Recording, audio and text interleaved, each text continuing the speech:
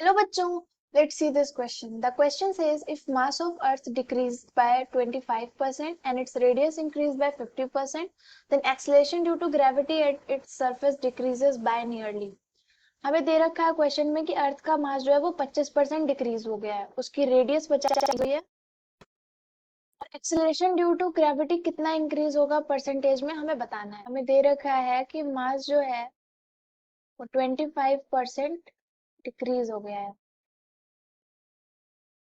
यानी कि इनिशियल अगर हम मान लें अर्थ का मास है कुछ m और इसकी रेडियस है r, तो डिक्रीज होने के बाद इसका मास m डैश कितना हो गया है, m माइनस 25/100 m। फाइनल मास कितना आ गया 75 m/100, यानी कि 25 3 जा 25 4 जा, सो 3 m/4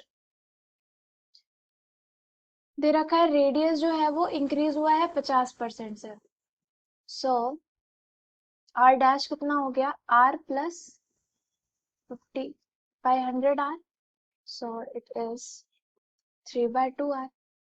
तो अब हमें बताना है एक्सेलरेशन ड्यू टू ग्रेविटी में क्या डिफरेंस है। Initial acceleration due to gravity होती है gm/r², तो final acceleration due to gravity कितनी हो जाएगी gm'/r' का square, so it will be g dash is equal to g m dash हमारा कितना आया है 3m/4, सो 3/4 m।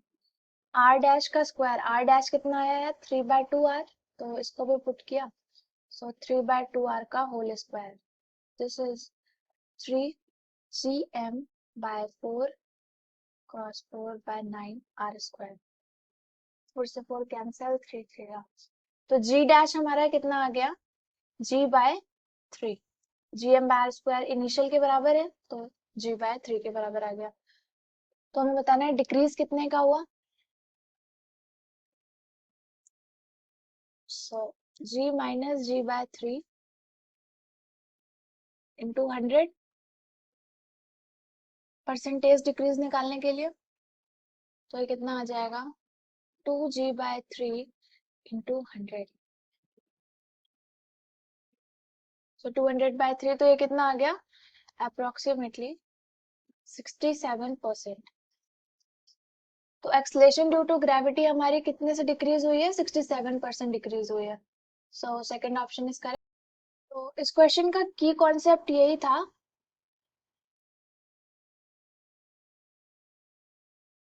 कि अगर हमें डिक्रीज दे रखा है तो पहली चीज तो अगर हमें एरर जो है वो 4% से ज्यादा थी इसमें, तो हम एरर वाला फॉर्मूला यूज नहीं कर सकते। तो हमने क्या किया, हमने इसको पहले वैल्यूज निकाली कि m की वैल्यू क्या होगी फाइनल, फिर उससे g डैश फाइनल निकाला और g डैश फाइनल निकाल के फिर हमने उसको परसेंटेज में कन्वर्ट करके आंसर निकाल दिया। Hope you understood it well, best of luck.